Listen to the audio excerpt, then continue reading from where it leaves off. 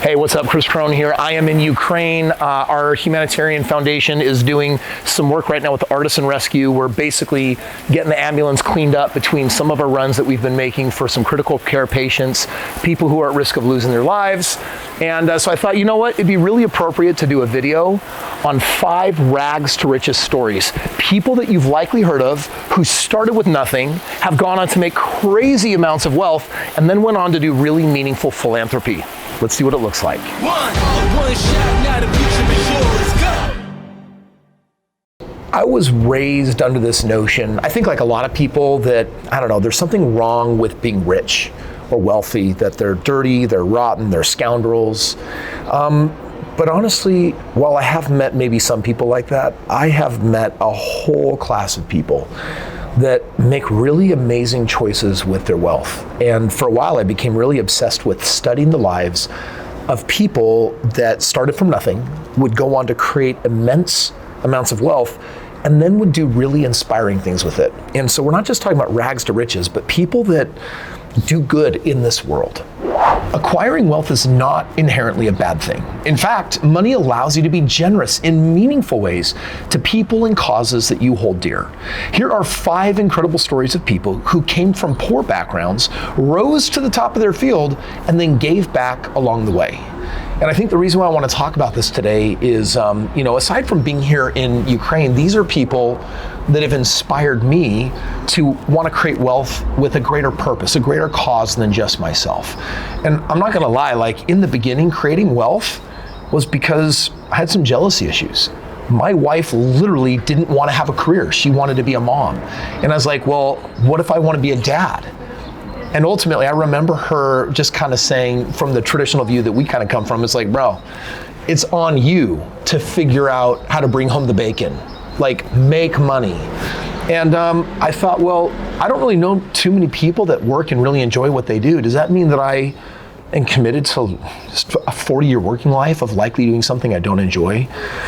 And so out of jealousy, I'm like, okay, I'll show you. I will create wealth so efficient and so fast that if I want a few years from now, I'll have the choice to literally just be stay-at-home dad. And you know what? Within 5 years, that's exactly what happened. What I didn't expect was that after I made it, that there was going to be a big hole in my life, because there was this feeling that said, you are meant for more than just making money to supply your own needs. Let's take an obvious one, a person that everyone has heard of, Oprah Winfrey. I remember hearing at the early parts of her career that she was in television, she was a journalist, and basically she was told after being fired that she was just too emotional to ever make it on TV. And that's actually really ironic when you think of who Oprah is today. Oprah grew up in rural Mississippi and at times wore literal rags stitched together because her family couldn't afford new clothes. Now, obviously, she crushed it in broadcasting and then purchasing businesses, but she's really known in the world today for her philanthropy.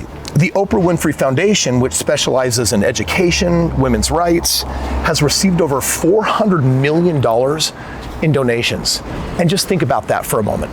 After Oprah dies, if she's leaving that level of financial legacy behind and it's set up like an endowment, every year, potentially forever, there's going to be money, interest generated, that can continue doing the work that she started. When you think in the beginning, the woman got fired. You've heard of Ralph Lauren, right? Here's what you maybe didn't know about his upbringing. He grew up living under the poverty line in the 1950s of New York City. And after serving in the Army, he worked as a clerk for Brooks Brothers. How he made his money, however, was in entrepreneurship and in the fashion industry, as many of us know today. His notable philanthropy is the Ralph Lauren Corporate Foundation that specializes in providing clothing for impoverished families and basically millions of dollars in scholarships for people looking for a higher education. My father came to the States as a German immigrant. That my mom had big family, 9 kids, I'm number 4.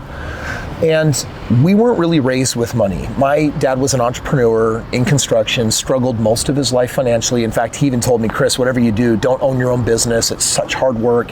It's far better to get good grades and then work for somebody else. Now, as an adult for the last 13 years, I've been able to take my parents in.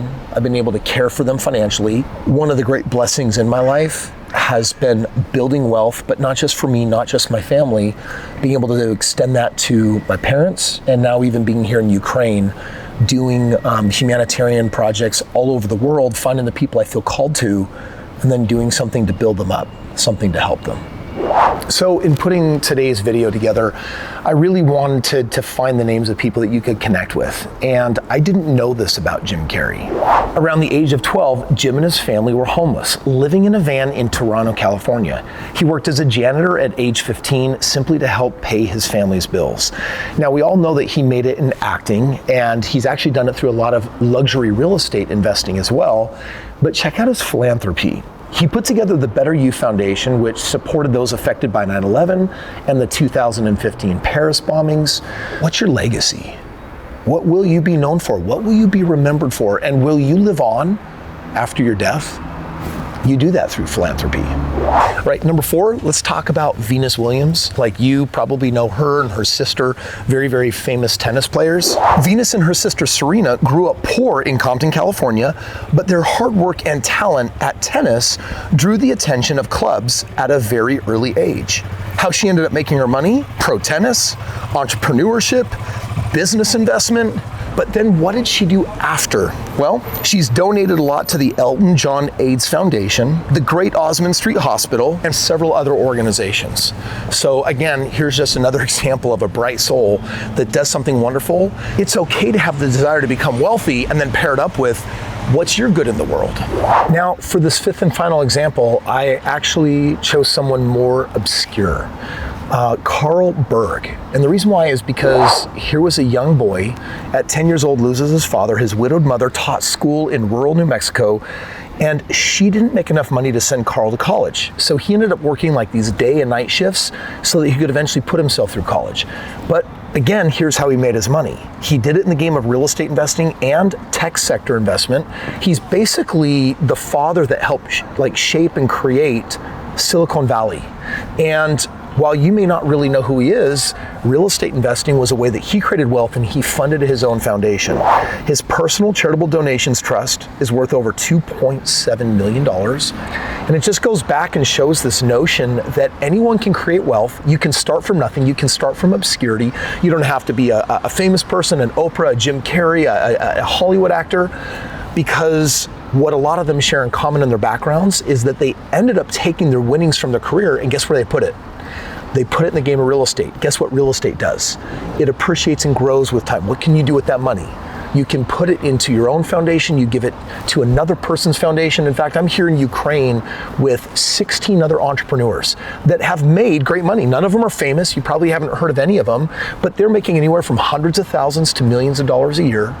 And they joined me on this trip, donating 6 figures on up, because they wanted to be part of a solution. I can promise you that if you'll commit to the game of creating wealth, there's gonna be a way for you to change the world in a way that only you are going to. Now, if that's interesting to you, there's a link below where you can learn about partnering in real estate with me. I've partnered with hundreds of people all over the world, done over $2 billion of real estate investments. We're producing, on average, very significant double-digit returns year over year over year that compound. And what it means is that on the low side, I can outproduce and outperform the 401k or IRA retirement model 27-1. And I have a history of showing that that's exactly what I do. So if you have been kind of following more of society's game plan, you know you're not going to become wealthy, you may not have enough for retirement, and you want to change it up, well, you can do what 90% of people do that make their first $1 million. They do it in the game of real estate. So click the link below, learn about how you can convert some savings, a 401k, IRA, or equity into home into something that can, by the way, not necessarily take on more risk. Instead of guaranteed failure at doing what's not working, make your money work for you. This is what all wealthy people do in the end, and the majority of us do it in the game of real estate. So if there is a philanthropist in you, and you got to build some wealth to make that happen, click the link and I'll see you there. Man, there are so many cool people making money and doing such awesome things with their wealth. Are you gonna be one of them? Then you should hang with me a little bit longer. Don't just subscribe, but I got another video for you. In fact, the internet thinks that if you wanna keep learning and mastering the game of making money in real estate, you should watch this video right here. Join me, let's get it going.